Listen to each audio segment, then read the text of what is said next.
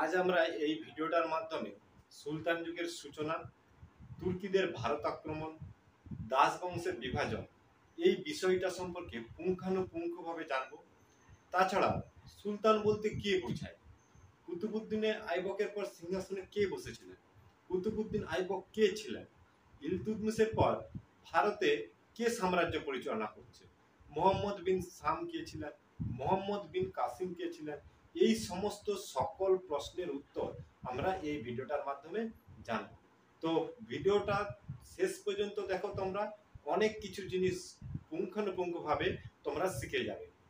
দেখো, সুলতান বলতে কি বোঝায়, সুলতান কোথা থেকে এসেছে, এই কথা যদি বলা হয় তাহলে এক কথায় তোমাদেরকে বলে দিতে হবে যে মুসলমান সম্রাট মানে সুলতান। আচ্ছা, ভারতবর্ষে শাসন কার্য কে পরিচালনা করেছিল, কারা পরিচালনা করত? তোমরা জানো যে ভারতে রাজারা সাম্রাজ্য প্রতিষ্ঠিত, তারা রাজ্য চালাতো, শাসন কার্য পরিচালনা করত, রাজস্ব আদায় করত, শান্তি শৃঙ্খলা বজায় রাখত। এই সমস্ত কাজ কারা করত? ভারতীয় রাজপুত রাজারা। তারপর তাদের নিজেদের মধ্যে যখন দ্বন্দ্ব, অন্তর্কলহ এবং নিজস্ব সীমানা বৃদ্ধি করার জন্য নিজেদের মধ্যে যুদ্ধে বিবাদমান হচ্ছে, তখন কি হচ্ছে, তারা তাদের সমস্ত ক্ষমতা ক্ষয় হয়ে যাচ্ছে। যখন তাদের ক্ষমতাটা ক্ষয় হয়ে যাচ্ছে, তখন বহিঃশত্রু তারা কি করছে, বা বাইরের দেশের যে কোনো শক্তি তখন ভারত আক্রমণ করছে। এই ভারত আক্রমণের কথা বা বহিঃশত্রুর কথা যদি আমরা বলি, সবার প্রাথমিক কারা আসছে? তুর্কিরা প্রচুর পরিমাণে ভারত আক্রমণ করেছিল। এবং এছাড়াও বর্গী, এটাও আমরা জানি, বর্গীরাও ভারত আক্রমণ করত। কিন্তু তুর্কিরা যখন ভারত আক্রমণ করছে, তখন কি হচ্ছে, ভারতের সাম্রাজ্যটা আস্তে আস্তে তাদের অধীনস্থ হচ্ছে। আমরা একটা সময় যখন তুর্কিরা ভারত আক্রমণ করত, তখন তাদের চিন্তা ভাবনা কিন্তু অন্যরকম ছিল। তখন তাদের চিন্তা ভাবনা একটাই ছিল যে ভারত থেকে প্রচুর পরিমাণে অর্থ নিজ দেশে নিয়ে যাবে এবং সেখানে গিয়ে কি করবে, যে তারা তাদের নিজস্ব আয় বৃদ্ধি করবে এবং তাদের সাম্রাজ্যে যাতে ভালো কাজ হয় সেই কাজে তারা লাগাবে।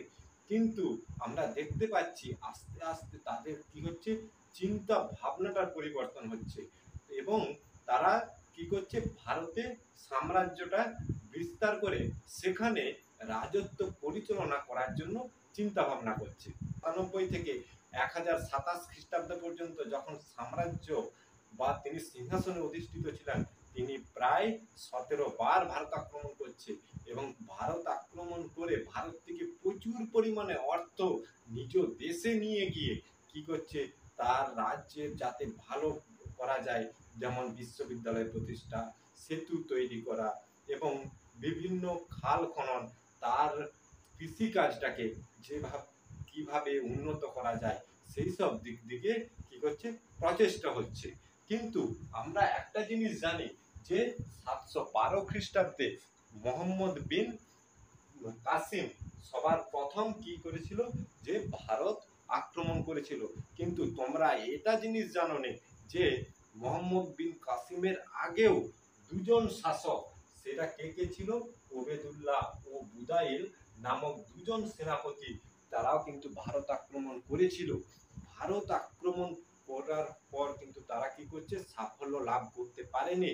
তারপর 712 খ্রিস্টাব্দে মোহাম্মদ বিন কাসিমের নেতৃত্বে প্রথম কি হচ্ছে, ভারত আক্রমণ করছে। ইনি কে ছিলেন? ইনি ছিলেন হেজ্জাজের সেনাপতি। সিন্ধু রাজা দাহিরকে রাওনের যুদ্ধে পরাজিত করে এবং সিন্ধু জয় করে। তাহলে এই জিনিসটা তোমরা দেখবে যে কি, যে রাওর এর যুদ্ধে পরাজিত করে সিন্ধু জয় করছেন। তার আর কোথায় আক্রমণ করছে, সেটা হচ্ছে সিন্ধুর দেবল বন্দর। এই বন্দরে কি করছে, মোহাম্মদ বিন কাসিম সবার প্রথম ভারত আক্রমণ করে সেখানটা থেকে সাফল্য লাভ করছে। সেই সালটা কত, 712 খ্রিস্টাব্দ। তারপর দ্বিতীয়বার ভারত আক্রমণ, সেটা কার নেতৃত্বে হচ্ছে, দ্বিতীয়বার ভারত আক্রমণ হচ্ছে সুলতান মাহমুদের নেতৃত্বে। সুলতান মাহমুদ কোথা থেকে আসছে? সবার প্রথম আলত্তগিন 970 খ্রিস্টাব্দে মৃত্যুর পর কে সিংহাসনে বসছে? সবুক্তগিন। আলত্তগিনের কিন্তু পুত্র সন্তান কিন্তু ছিলেন না। তিনি কে ছিলেন? জামাতা ও কৃতদাস। ইনি ছিলেন কে ছিলেন? সবুক্তগিন। সবুক্তগিন কে ছিলেন? জামাতা। কার জামাতা? আলত্তগিনের জামাতা। 997 খ্রিস্টাব্দে মৃত্যুর পর সুলতান মাহমুদ কি করছে? সিংহাসনে প্রতিষ্ঠিত হচ্ছে। সবুক্তগিনের পর ইসমাইল সিংহাসনে প্রতিষ্ঠিত বা বসলেও সুলতান মাহমুদ তাকে যুদ্ধে পরাজিত করে 997 খ্রিস্টাব্দে সিংহাসনে অধিষ্ঠিত হন এবং 999 খ্রিস্টাব্দে খলিফা থেকে প্রাপ্ত সুলতান উপাধি তিনি পাচ্ছেন। তাহলে কি যে 999 খ্রিস্টাব্দে খলিফা তাকে সুলতান উপাধি দিচ্ছে। এরপর ইনি 30 বছর সিংহাসনে বসেছিলেন। 17 বার ভারত আক্রমণ করেন। 1026 খ্রিস্টাব্দে গুজরাট শোক মন্দির আক্রমণ করেন। এটি ছিল তার ষোড়শ অভিযান। এখান থেকে তিনি 2 কোটি স্বর্ণ মুদ্রা লুণ্ঠন করেন। তাহলে কি যে তারা 2 কোটি স্বর্ণ মুদ্রা তারা সোমনাথ মন্দির থেকে নিয়ে গেছেন। সানসাবানি বংশের কে? মোহাম্মদ ঘুরি। সুলতান মাহমুদের পর ভারত আক্রমণ কে করেছিলেন? মোহাম্মদ ঘুরি। এই মোহাম্মদ ঘুরির যদি বংশ পরিচয় যদি আমরা বলি তখন কি ইনি সানসাবানি বংশের একজন ব্যক্তি ছিলেন। এই মোহাম্মদ ঘুরির উপাধি কি ছিল? এই মোহাম্মদ বিন শাম, শিহাবুদ্দিন এবং মুইজুদ্দিন, এই তিনটা উপাধি কার ছিল? মোহাম্মদ ঘুরির। দেখো এই মোহাম্মদ ঘুরি কত খ্রিস্টাব্দে ভারত আক্রমণ করেন? এই মোহাম্মদ ঘুরি 1191 খ্রিস্টাব্দে ভারত আক্রমণ করেছিল। এই 1191 খ্রিস্টাব্দ তোমরা মনে রাখবে, এটা প্রথম তরাইনের যুদ্ধ। এই প্রথম তরাইনের যুদ্ধ কার সাথে হয়েছিল? রায় পিথোরার সাথে। দেখো রায় পিথোরা কে ছিলেন? ইনি ছিলেন পৃথ্বীরাজ চৌহান। এই রায় পিথোরার সাথে 1191 খ্রিস্টাব্দে কি হচ্ছে? তরাইনের যুদ্ধ হচ্ছে। কিন্তু এই প্রথম তরাইনের যুদ্ধে রায় পিথোরা বা পৃথ্বীরাজ চৌহান ইনি কি হচ্ছে? যুদ্ধে জয়লাভ করছে এবং তারপর 1192 খ্রিস্টাব্দে মোহাম্মদ ঘুরি পুনরায় ভারত আক্রমণ করেছিল এবং প্রচুর সৈন্য সংখ্যা নিয়ে ভারত আক্রমণ করার পর দ্বিতীয় তরাইনের যুদ্ধ 1192 খ্রিস্টাব্দে এই দ্বিতীয় তরাইনের যুদ্ধে কি যে রায় পিথোরাকে পরাজিত করছে। রায় পিথোরাকে পরাজিত করে তিনি কি করছে? ভারতের সিংহাসনে বসছেন। এই রায় পিথোরাকে যুদ্ধে পরাজিত করার জন্য তিনি কোন যুদ্ধনীতি গ্রহণ করছে? সেটা হচ্ছে সমাসান বা ক্যারাকেল যুদ্ধনীতি। এই সমাসান বা ক্যারাকেল যুদ্ধনীতি এটা কিরকম যুদ্ধনীতি? এটা ছিল মূল সৈন্যবাহিনী ছিল, ধরো একটা মূল সৈন্যবাহিনী। এই মূল সৈন্যবাহিনীকে 5টা খণ্ডে বিভক্ত করা হতো। 5টা খণ্ডে বিভক্ত করার পর সমস্ত এই যে কোনো চারটা বাহিনীকে সবার প্রথম যুদ্ধে প্রেরণ করা হতো। যুদ্ধে প্রেরণ করার পর যখন শত্রুপক্ষের বাহিনী বিপর্যস্ত হয়ে যেত তখন এই মাঝখানের যে বাহিনীটা, সেই বাহিনীটা খুব ঘোড়ার দ্রুততম ঘোড়া, সেই ঘোড়াগুলো একসাথে গিয়ে শত্রুর বাহিনীকে কি করবে? আক্রমণ করবে। যার পরিপ্রেক্ষিতে কি করেছিল যে মুইজুদ্দিন বা মোহাম্মদ বিন শাম বা শিহাবুদ্দিন যাই বলো না কেন এই যুদ্ধে জয়লাভ করেছিল। দেখো সমস্ত যুদ্ধে ছল কপটতা বা সেটা যুদ্ধের একটা অংশ বলা যেতে পারে। কারণ যুদ্ধকে যে কোনো ভাবে যে কোনো নীতি প্রয়োগ করে হোক সেই যুদ্ধে জয়লাভ করতে হবে। একটাই লক্ষ্য, যুদ্ধে জয়লাভ করা, সেটা যে কোনো নীতি হোক। আমাদের ভারতীয় রীতি অনুসারে একটা নিয়ম আছে যে সূর্যাস্ত হয়ে গেলে কোনো সৈন্য বাহিনী বা কোনো পক্ষের সৈন্য কাউকে আক্রমণ করতে যাবে না। কিন্তু এখানে দেখতে পাচ্ছি আমরা মোহাম্মদ ঘুরি এক সে পৃথ্বীরাজ চৌহানের বাহিনীকে কি করেছিল, সূর্যাস্ত হয়ে যাবার পরেও রাত্রে বা নিভৃতে কি করেছিল, আক্রমণ করেছিল। এই রকম ছল কপটতা যখন মোহাম্মদ ঘুরি তিনি কি করছেন, যখন গ্রহণ করেছিলেন তখন কি করছে, যে তিনি জয়লাভ করেছিলেন যুদ্ধে। এইটা হলো মূল জিনিস। এই মোহাম্মদ ঘুরির থেকেই হচ্ছে এক কথায় বলতে গেলে যে সুলতান যুগের সূচনা হচ্ছে। মোহাম্মদ ঘুরির কিন্তু কোন রকম পুত্র বা সন্তান ছিল না, তাহলে তার পুরো মূল ভূখণ্ডটা চারজন দাসের মধ্যে বিভাজন হয়ে গিয়েছিল। মোহাম্মদ ঘুরি যখন এক সময় মৃত্যুশয্যায় সজ্জিত হয়েছিলেন, তখন তার চারজন মূল যে দাস বা কৃতদাস, তারা তাদের যখন মোহাম্মদ ঘুরিকে যে প্রশ্ন করেছিলেন যে আপনার মৃত্যুর পর আপনার যে এত বড় সাম্রাজ্য, এই সাম্রাজ্যের অধিপতি কে হবে, তখন মোহাম্মদ ঘুরি তাদেরকে যে একটা বার্তা দিয়েছিলেন, তারা বলেছিলেন এই যে তোমরা যে মূল কৃতদাস থাকা সত্ত্বেও আমার পুত্র সন্তানের কি প্রয়োজন, আমার এই মূল সাম্রাজ্যটাকে চারটা ভাগে তোমরা বিভক্ত করে সাম্রাজ্য পরিচালনা করবে। এই যে চারজন দাস কে ছিলেন, তাজউদ্দিন ইয়ালদুজ, নাসিরউদ্দিন কুবাচা, কুতুবউদ্দিন আইবক এবং বখতিয়ার খলজি। এই তাজউদ্দিন ইয়ালদুজ ইনি গজনির অধিপতি হন এবং নাসিরউদ্দিন কুবাচা ইনি মুলতান ও উচ অঞ্চলের অধিপতি হন। কুতুবউদ্দিন আইবক ইনি লাহোর ও দিল্লি এবং বখতিয়ার খলজি বাংলাদেশে এই খলজি সাম্রাজ্যটা কি হচ্ছে, প্রসার লাভ করেছিল। এই খলজি যুগ, আমরা একটা জিনিস জানি যে দাস বংশের পরে খলজি যুগ এসেছিল, কিন্তু এই এখতিয়ার উদ্দিন বখতিয়ার খলজি এর হাত ধরেই বাংলাদেশে কিন্তু 1206 থেকে 1227 খ্রিস্টাব্দ পর্যন্ত কি করেছিল, যে খলজি যে বংশ, যে খলজি রাজত্বটা কিন্তু চলেছিল। তারপর গিয়াসউদ্দিন বলবনের সময়ে বাংলাটা পরিপূর্ণভাবে কি হচ্ছে, দাস বংশের অধীনে আসছে। কিন্তু এই 1227 খ্রিস্টাব্দে পর্যন্ত কিন্তু বখতিয়ার খলজির অধীনে ছিল।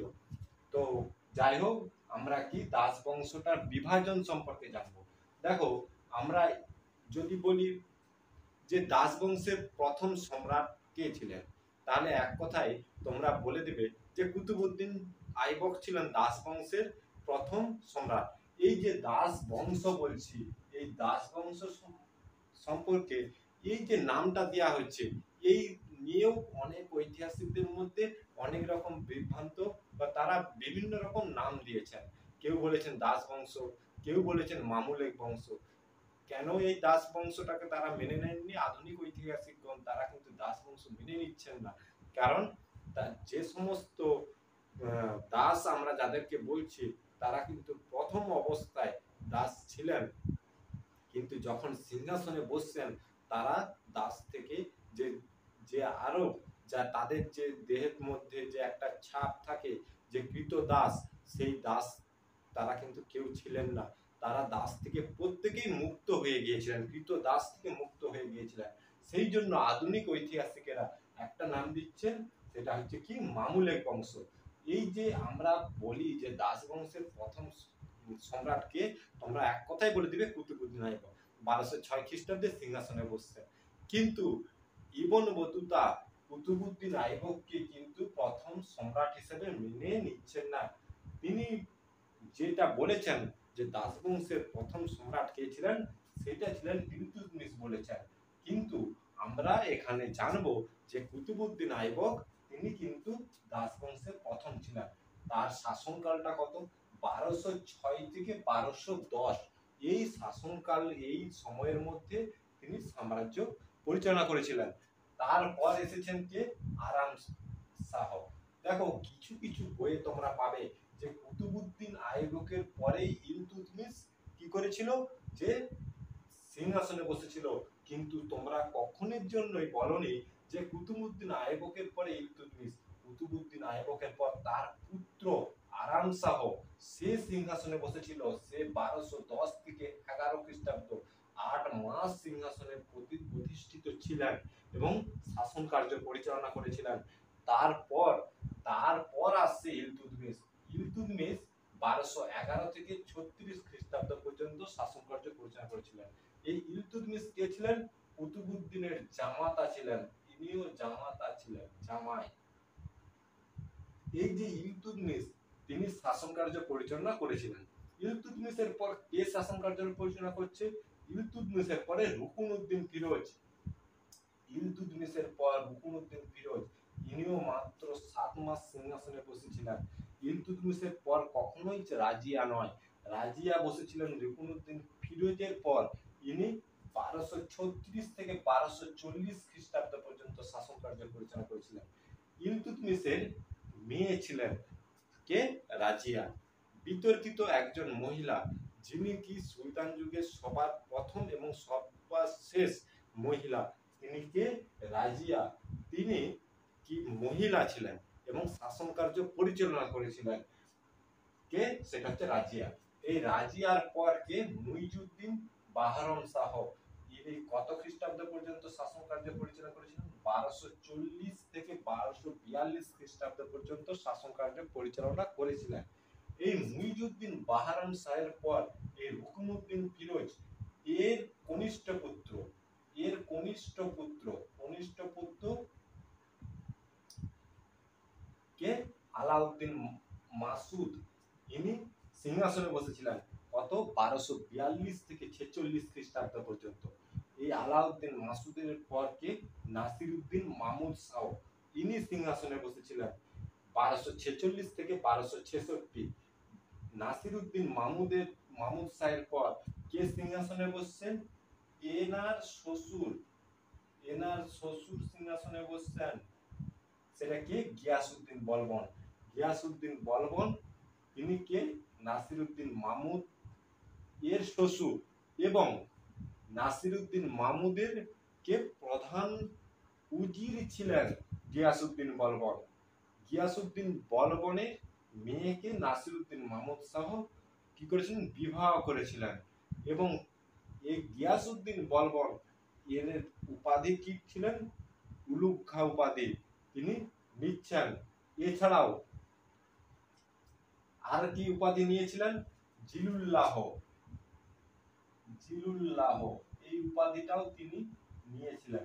এই জিলুল্লাহ কথার অর্থ ঈশ্বরের ছায়া এবং দৈব সত্য। এই উপাধি নিয়ে সিংহাসনে অধিষ্ঠিত হয়েছিলেন। কেন এইসব উপাধি নিয়েছিলেন?